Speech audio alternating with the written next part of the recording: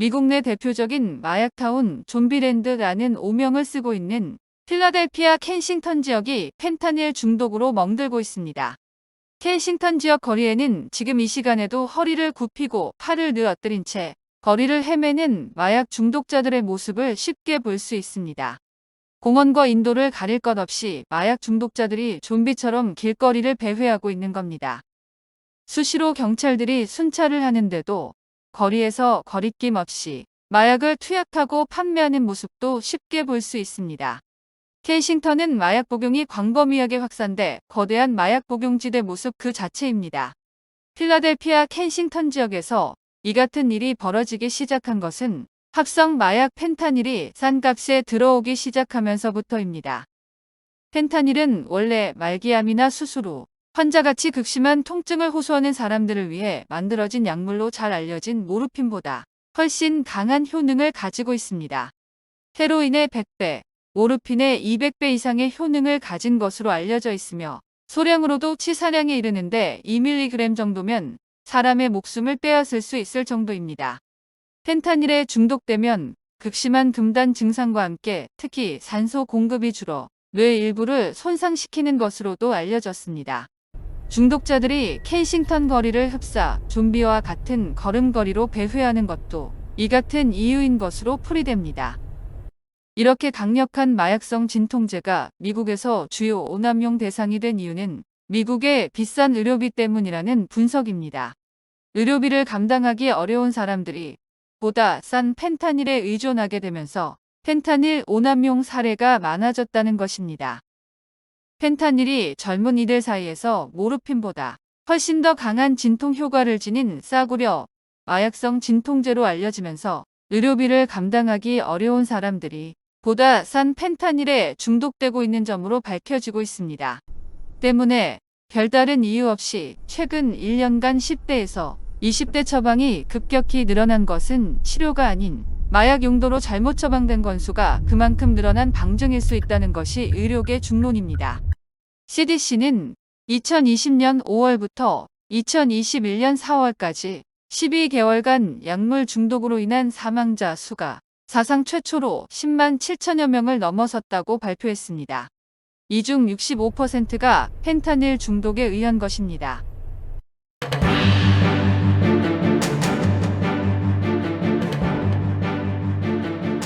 필라델피아 록스보로 고등학교 근처에서 9월 27일에 총격 사건이 발생했습니다. 이 총격 사건으로 14세 소년 1명이 사망하고 4명이 부상당하는 끔찍한 일이 벌어졌습니다. 사망한 14세 소년은 하버타운에 거주하는 니콜라스 엘리잘드로 확인되었으며 총격 사건이 발생한 록스보로 고등학교에서 약 1.5마일 떨어진 사울 농업과학고등학교의 학생이었습니다. 경찰에 따르면 총격은 27일 오후 4시 30분쯤 패친 스트리트 4700블록에서 발생했습니다. 경찰은 미식축구 경기가 막 끝났고 선수들이 패친 스트리트를 걷고 있을 때 최소 2명의 남성이 매복해 녹색 포드 익스플로러 차량에서 총을 발포했다고 밝혔습니다. 목격자에 따르면 포드 익스플로러 차량에서 약 70발의 총탄이 발사되었다고 합니다. 이때 5명의 소년이 총에 맞았는데 엘리잘데를 포함한 4명의 희생자는 병원으로 이송됐으며 다른 1명은 찰과상을 입었습니다. 엘리잘데는 오후 5시 9분에 사망 선고를 받았습니다. 다른 나머지 소년들은 모두 안정적인 상태에 있는 것으로 알려졌습니다. 17세 소년은 팔과 다리에 총을 맞았고 14세와 15세 소년들은 다리에 총을 맞은 것으로 나타났습니다. 경찰에 따르면 희생자들은 모두 록스보로 고등학교에서 축구 경기를 하던 선수들이었습니다.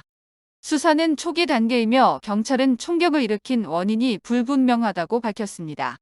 경찰은 총격에 대한 정보가 있는 사람의 제보를 기다리고 있습니다. 당국은 이번 사건에 연루된 용의자들의 체포 및 유죄 판결로 이어지는 정보를 제공하는 사람에게 4만 달러의 포상금을 제공합니다. 이는 필라델피아 시가 2만 달러를 제공하고 주류 담배 화기 및 폭발물 단속국이 추가로 2만 달러를 제공한 것입니다.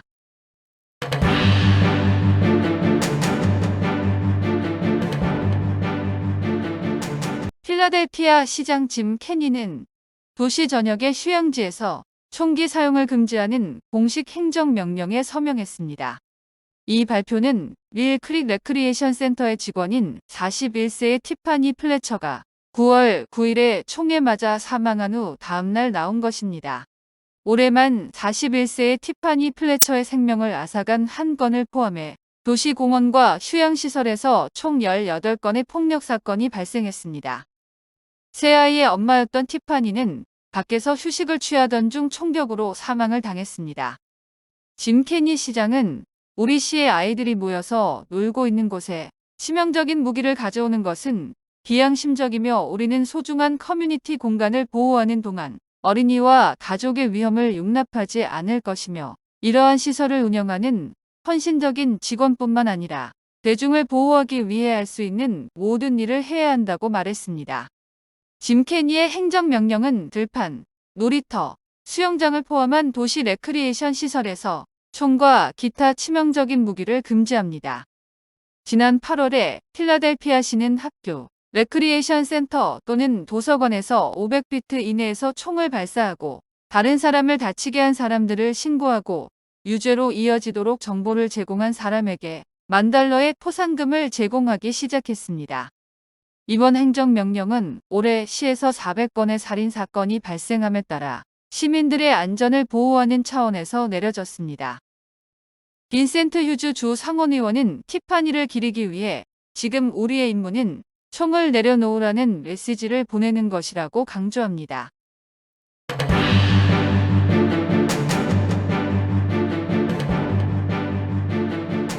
펜실베니아는 $4,500만 투자를 통해 약 3,500에이커의 중요한 생태계와 문화적 자본을 보호하는 세계의 새로운 주립공원을 조성합니다.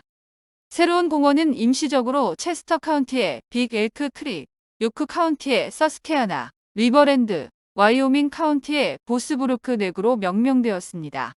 최종 이름은 계획 및 디자인이 완료되는 대로 앞으로 몇 주 및 몇 달 안에 결정됩니다. 세 곳 모두 2026년 말에 주민들에게 개방되어 운영될 것으로 생각됩니다. 톰 울프 주지사는 우리의 아름다운 주립공원은 미국에서 가장 훌륭한 공원 중 하나이며 야생 동물을 위한 자원과 서식지를 제공하지만 주민들이 자연의 아름다움과 레크리에이션 기회를 즐길 수 있도록 수요에 따라 적절하게 접근 가능하도록 제공할 것이라고 말했습니다. 주립공원으로 지정된 세 곳은 인구 밀도가 높은 지역으로부터 30분 이내에 위치해 있는 곳입니다. 이곳들은 주민들의 레크리에이션 용도로 사용될 토지가 확보된 상태로 주요 수로를 끼고 있어 상당히 중요한 환경 보호 구역의 중심지가 될 것으로 생각됩니다.